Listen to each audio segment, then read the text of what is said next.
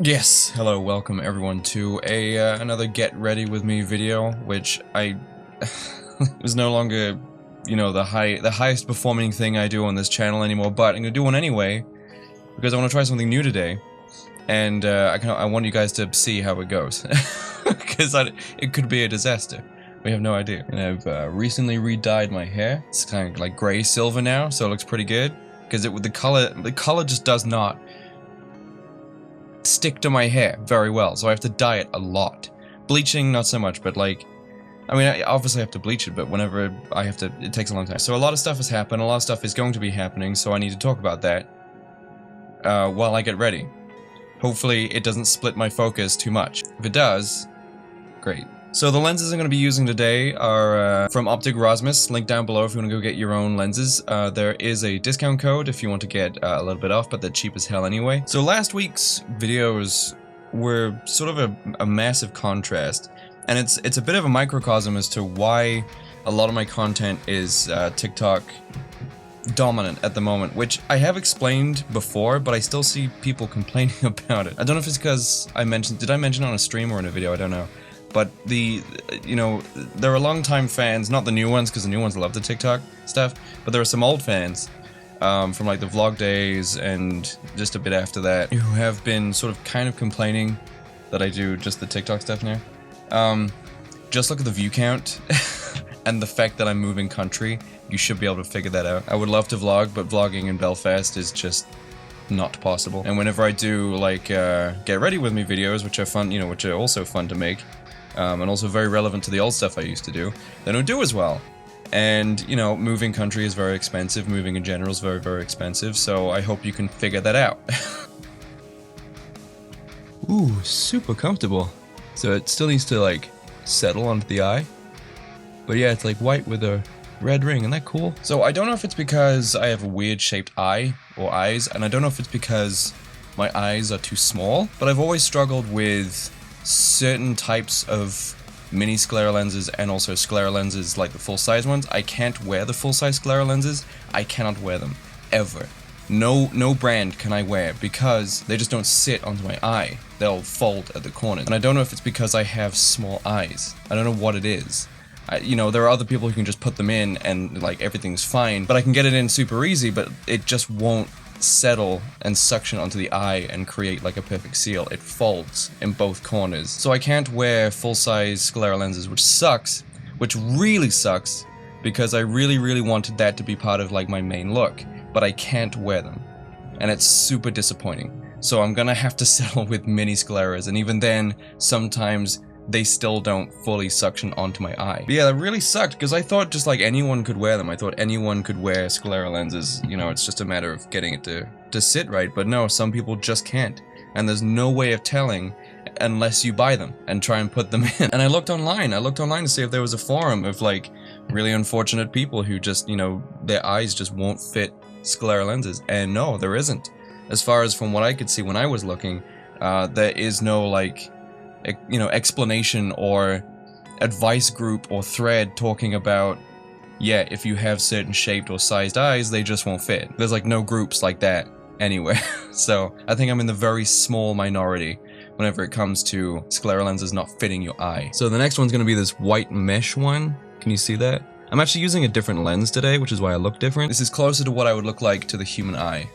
Whereas the other lens I usually use this one, which is like a super wide angle lens, which means that I can put it, right next to my face on the desk next to me, and I can get like the whole room, I can get me, I can get the desk, I can get everything in, but it just means like it pulls me out a bit, whereas this one's flatter, you can see my ears more. I think that's actually closer to what I would look like with the human eye. Like my head's a little bit rounder. It's basically how I look in the music videos, because that was shot with a 35mm lens, which is what the human eye is, I think. So the way I look in music videos is how I look in real life. God, the traps, man. I don't even do trap exercises. My traps just do this. Same as my shoulders. So I actually used to have like a pair of mesh whiteout lenses, but I lost them. I couldn't find what they were, and then I found them recently, and they were dead. they were not in good condition. And these lenses I'm actually wearing today from Optic Rosmus. I actually bought these, so I actually do work with Optic, and they do send me free lenses, but I wanted to support them, so I actually bought these lenses. I actually bought another pair as well. Hang on. They're orange. You can't really see that through the white, but they're orange werewolf ones. They're called werewolf, I think. Orange werewolf. Alright, so as always, I'm using the Illamasqua Skin Base white. People often ask me what white foundation I use. It is that one. Also, I don't usually use this lens because it's super loud. And it's also not very amazing at autofocusing, as is my wide angle one. So as always, we're going to start with a nice white base. You know, it's always a good foundation to work on, especially for darker makeup. At least I think, anyway. I'm also using my comically huge beauty blender again. Don't forget to do the ear. There was one video I did a few months ago where I forgot to do my ear, and a lot of the comments were just like, fun video, but all I can do is focus on his ear. Because, you know, you guys have very easily distracted attention. So I have to make sure there's not a lot of stuff that you guys can focus on, because otherwise that's what all the comments will be about. I think that, you know, I mean, that's the thing you'll find about a lot of YouTube viewers is that, not a lot of them, but do you know what? Yeah, a lot of them, not most of them, but a lot of them, is sort of their nitpickiness. Like, people can be very, very nitpicky. They'll focus on literally anything other than the main subject of the shot. You know, they'll see something in the background and they'll be like, oh, that's annoying me how it's not level. Or it's annoying me how it's not, you know, the same color as the rest, or, you know, there's a little bit of mess in the back that's driving me crazy, and it's like, how is that what you're focusing on? But my favorite thing that I've seen, I can't remember who it was, I think it may have been Jesse Cox's wife, but she was streaming and there was one of these attention to detail guys in the chat, and there was like a little speck of something on the carpet way in the background, and for some reason that's all this weirdo could focus on. And he was saying that, like, it's driving him insane, and can you see that? Can you change that, please? So she gets out of her chair, and she goes over to this insignificant little speck that is on the carpet behind her, and she goes, "This?" And then she puts it back down and leaves it there, just to piss him off. Because it's very annoying when people are like that. It's like, this is like this, right? Just focus on the main subject of the video, but you have people who just try and focus on literally anything else. It's like creating a piece of art, right, and presenting it to someone, and they go, well, the frame's not very good. It's like, okay, but the painting, how is it?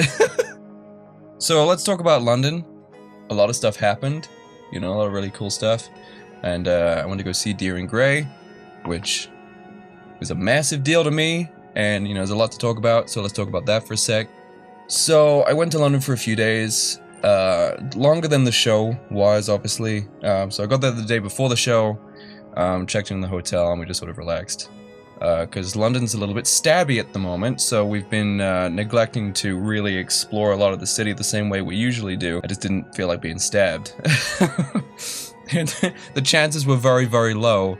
But, so yeah, we just sort of relaxed in the hotel room, and I was editing Friday's video all through Tuesday, which is when we got there. So I was editing in the hotel, which was fun. It felt like my old vlog days, you know, editing in the hotel. That's what I used to do to, like, keep up the crazy schedule was...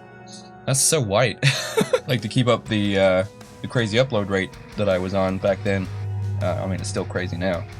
I would edit literally any chance I got. Any location. Like, I remember when I got back from Korea, I think it's actually on camera. I remember when I got back from Korea, and we couldn't actually go home, because we landed in Dublin, and we had to go straight to a convention to go do a panel. I think it was the last gaming panel we ever did.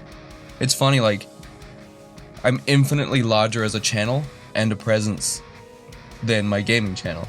Yet, as a gaming channel, as a gaming YouTuber, I did way more panels. I haven't done one yet as me. I would love to. It's not like a lack of wanting, you know, so if anyone out there wants me to do a panel at the local place, VidCon, hit me up. I can fly to LA, don't worry.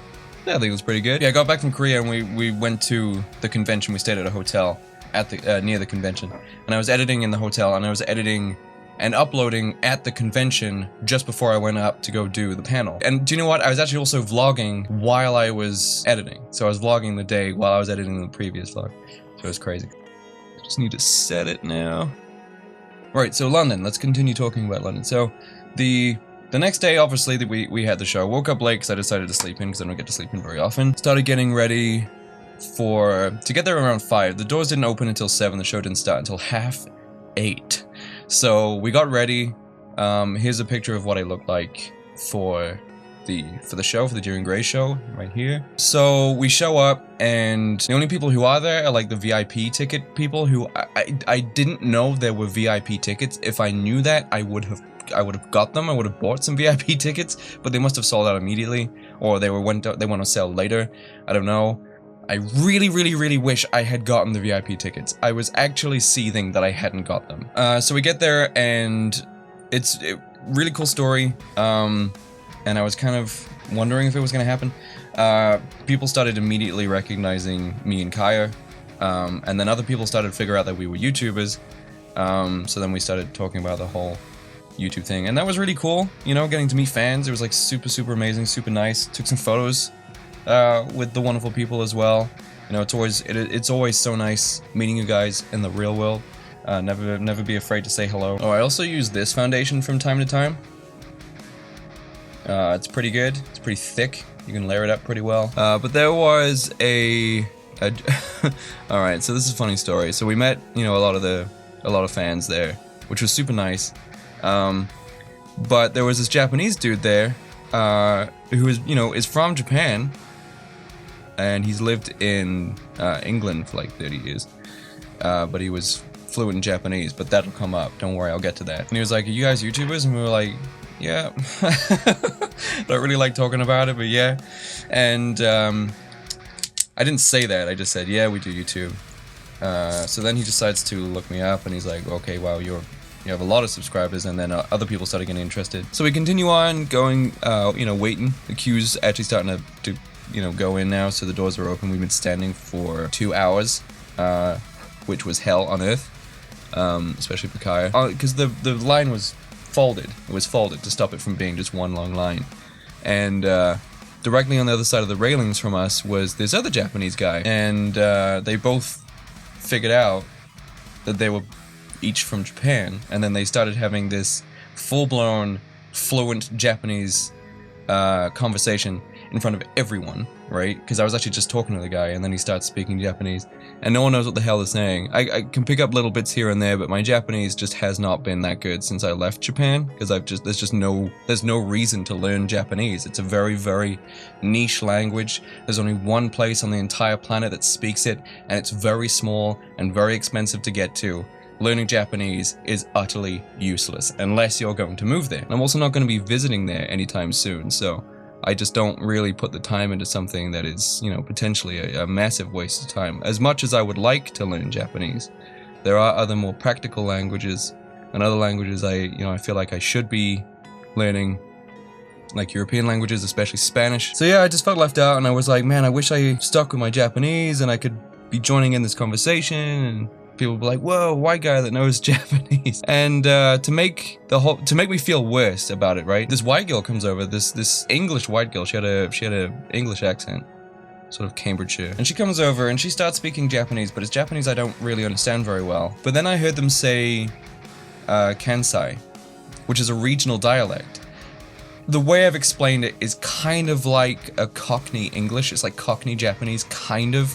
It's like a country slang sort of Japanese language, I guess, which I wouldn't really be like Cockney then in that case. But it'd be the same, as someone who's learned English listening to Cockney. It'd be like, this is not the English I've learned. So yeah, she comes over and she starts speaking perfectly fluent Kansai Japanese, which I didn't learn until after she left. And I was like, what was she saying? And he was like, and I was like, did I hear something about Kansai? Are you from Kansai? And he was like, no, she was speaking Kansai. And I was like, how did she learn that? And he said, I didn't ask. I'm like, why wouldn't you ask?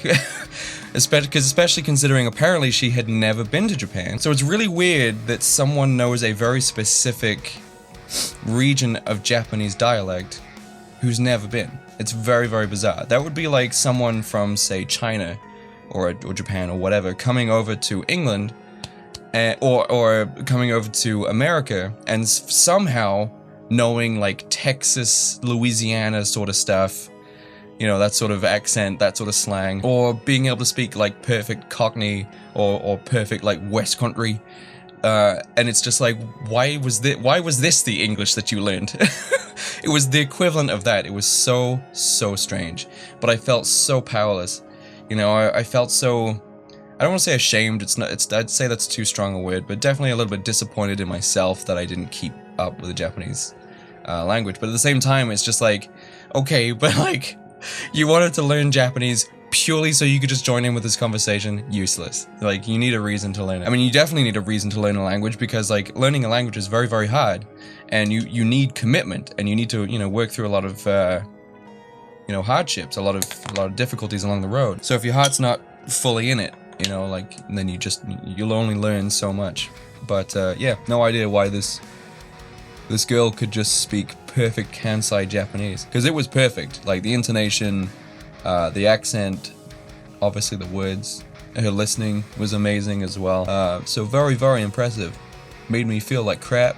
Wish I'd, you know, learned more Japanese, but like I said, I had no reason to. I don't have enough money to fly in and out of Japan every other month. Going to Japan is a very, very massive privilege, and it's one I don't think I'm gonna get again for a long time. You know, I just have no reason to go there other than, you know, to go sightseeing, but, you know, it is a very expensive place to go. And if I do have that kind of money to travel, then I'm gonna go to LA, because I have friends in LA, and there's conventions in LA that I can go to, so, you know, it's very practical, it's a very useful place to go to. Like, as much as I would like to go to Japan, it's like the money would be better spent going to another country that would be more beneficial. Anyway, so the queue dissipates. So we go in and we stand for another hour and a half, and the hell of it is that there's colored lights, these spotlights shining directly into the audience. And because of my boots, I was 6'2", and probably the second tallest person in the entire show. I was actually standing next to the other two tallest people. There was one guy who was next to me, to my left, and even in my platform boots at 6'2", he was towering over me. He was nearly a foot taller than me, so he must have been at least 6'10". He was huge. You know, it was like this really tall, slim guy, which a lot of them are. A lot of them are very slim because, you know, to get that tall, a lot of them are ectomorphic body types, which means they're very naturally thin. So everyone behind him had a really bad time. And people kept asking him to move, and he kept saying no, which you can interpret either way. So, you know, some people were just like, well, you know, he paid a ticket the same way everyone else did, why don't they move? Or, you know, they could have got there earlier, and they could have got a better spot. You know, but at the same time, it's just like, he could move anywhere, and he could still see, so, you know, you can argue either way. So, Deer and Grey finally come on. There's no opening band, as is the norm with Japanese bands. There usually is no openers. It's just the main band, which Deer and Grey don't need. So Deer and Grey come on, and everyone starts losing their minds, you know, including me, because, like, it's the first time I've seen them in 10 years on stage. It was like seeing old friends. You know, it was really, really amazing. And then the show starts, and everyone's, you know, singing along, which I can't do because I never listened to lyrics, and it was at that point, again, I was disappointed in myself that I hadn't learned the lyrics to sing along. But, you know, I was like, I'm enjoying it in my way. You know, I'm listening to all of the instruments and what the whole band is doing. And so the show continues on, and halfway through, I'd say from about halfway through to the end, I noticed something. I noticed that Kyo, and occasionally this can happen, right? People will think that the artist on stage is looking directly at them, but what you guys don't realize, for those of you who haven't been on stage, is that whenever the lights shine in your eyes, whenever you can see like the artist's face lit up by the lights on stage, you can't see the audience at all, because those lights are very, very bright, and they what's the word? They contract your pupil so you can't see. So it literally just looks like a void of blackness. Like, you can't see the audience, which a lot of people don't know. But there's a lot of dramatic lighting for this Deering Gray show, and I noticed that when the lights were down, you know, I couldn't see his face being lit, you know, very strongly by any lights, and he was looking directly into my eyes, like eye contact, man, and I nearly started crying. I don't cry, right? But I started like welling up a little bit because he was looking directly at me, and I was looking back at him, and I could see like into his eyes. I could see the whites of his eyes, and so that was intense. And that happened a couple of times. I don't know if it's because, you know, I was one of the tallest ones there, and I was wearing lenses and makeup, and you know, or maybe he'd seen one of my YouTube videos. Who knows? And so either way, that was really, really awesome. So that was the Deering Gray show. Had some drinks with a friend, which was super nice in the hotel. And then we went to bed. And the next day we went to hang out with Rolly, because Kaya and Rolly have a collaboration coming out real soon. Me and Rolly hung out, but we did not shoot a collaboration because we hadn't talked about doing a collaboration. And then when I got there, it was like, hey Jake, do you want to do anything? I was like, well, I wish we had talked about it a bit first, you know, so we could like figure out what we could do as a, you know, for two-way content. So I'm going to London again in the next couple of months, weeks, I'm not entirely sure, because Kai's got another collaboration down there, and me and Rolly we're talking about doing a collaboration, you know, something for my channel and then something for his channel. So, do you know what, leave a comment down below. What content would you like to see me and Rolly do together? So if we're gonna do a video on my channel, what should we do? And if I do a video on his channel with him, what should we do? So after Kaya and Rolly did their video together, we got together with Lux, who me and Kaya used to watch way back in the day, and we went out to the Last Tuesday Society, which is like this. It's an absinthe bar in London, and they do absinthe the right way. They have a very large selection of different types of absinthe, and they prepare it in the correct way, you know, with the fountain and the spoon and the sugar cube, and it's all very, very cool. We got some absinthe. We went to the Oddities Museum that's down below, underneath the bar, which is super cool. Alright, so I'm just gonna use some gel eyeliner on the waterline. So yeah, the whole trip to London was really, really cool. Then, you know, obviously flew home, and then as soon as we got back, I went to the gym on the Saturday because we got back on the Friday, and I did not eat very well in London. I'm gonna be honest with you guys. I did not eat very well at all, and by very well I mean a lot. I did not eat a lot. I think I only ate like 4 times because we were there to do stuff, you know. So the last thing on my mind was food, and I didn't want to be like weighed down by food. Like the last thing I wanted was food. And none of the food there was like the stuff I could, you know, cook or prepare. So it was a lot of like takeout food and stuff, which I didn't want to put in my body. I just wasn't into it. So yeah, I had to keep like reminding myself to eat food. Like I just wasn't hungry the whole trip. I just didn't feel like eating food. I just wasn't hungry. It's not like I was, you know, starving and I didn't want to eat. It's just I just wasn't hungry. It was not something on my mind. But yeah, we got to the airport and there was like some health food store there, so we got like a bunch of stuff. So yeah, I decided to go to the gym the day after we got back. Took my pre-workout as I usually do, and I went to the gym and I had like a super intense workout. But that's boring, right? That's a boring story, but here's what happened. I nearly passed out for the first time ever. Like, I don't know if any of you guys watch them, but there's like deadlift fainting compilations. Oh, I'm using Great Lash. I go to the gym, I take my pre-workout, and my pre-workout makes me feel like I'm on coke. So I'm in the gym and I'm like super hyped, and I do the boxing, and then after boxing for about 10 minutes, 12 minutes, which is like my HIIT training, it's like my cardio, I go over to the bench, and I bench my PR 4 reps for some reason. Despite the fact I had not eaten very well in London, for some reason, I could lift a lot of weight. More weight than I've ever lifted. More times than I've ever done it. You know, like usually I'm starting to feel a bit weary, a little bit fatigued after too many exercises, but I was still going strong. Like it just wasn't slowing me down. There we go. So that's the eyes done. Do you know what? No, let's do something a little bit different. Let's give myself some like weird eyebrows or something. So I finished bench pressing this crazy weight, because I can usually bench about 200 pounds, but this was 200 pounds, but I was doing it for reps, you know, it wasn't like a PR or anything. So as soon as I finished that, I go over to the deadlift platform, and I start loading up the plates, and usually whenever I do deadlifts, I do it assisted, right? And assisted means that, you know, I use a belt and straps and stuff like that to sort of take some of the weight off, you know, some of the more vulnerable areas like my lower back, for example. But today I was feeling like super good, so I decided not to use a belt. I decided just to try the wrist straps instead. So I load up like, you know, the weight that I usually use for like my PRs, you know, like my heavy lifts, and I did it without a belt. Then I loaded more weight and I did it without a belt, and I loaded more weight and I just kept adding more and more weight, and then I, you know, just sort of ended the set, and I was just like, yeah, I'm happy with that, you know, that was a really good set, time to go home. And as soon as I drop the last deadlift, I turn around and I can start seeing after images, right? So everything's starting to look really fadey. And it looks like I'm looking through one of these lenses. Everything started going very sort of misty and milky looking. And I started to have like a little internal freak out. I started getting a little bit worried because this has never happened to me before.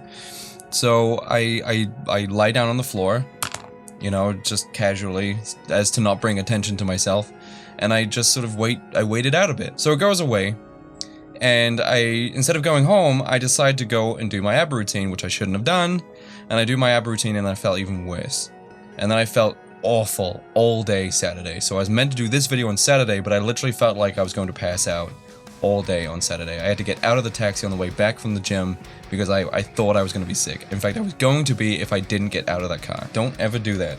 Don't like not eat enough food and then do a crazy insane workout. That was the worst feeling ever. But yeah, then I went and saw Polyphia on Sunday, and that was super cool. Shout out to the boys in Unprocessed. Definitely go check them out. They were incredible, absolutely mind-blowing. I was hyping them up to a couple of mates of mine who were also at the show. They did not disappoint. They did not make me look stupid at all. They came on stage, and my friends just looked over at me and were like, oh, this is not going well. I hate trying new things, man. It never goes well on the first try. I'm getting all frustrated and annoyed. You know what? Let's just fast forward to the end and let's see how this looks when I'm done. It's not bad. It's a little bit messy, but I think that was the look I was going for. Yeah, I like this a lot. Wish I could tell you where I got this from, but they don't make it anymore, so thank you everyone for coming to whenever this was. I wish I'd filmed it, but I thought it was gonna be a massive failure, but I fixed it. And I didn't want to waste time on the cut. So thanks everyone for tuning in. I had a great day today because I made it a great day by trying something new. I'll see you guys in another video. Also, I have my sleeve tattoo coming up tomorrow, and it's a full day, and I'm dreading it. Okay, goodbye, everyone.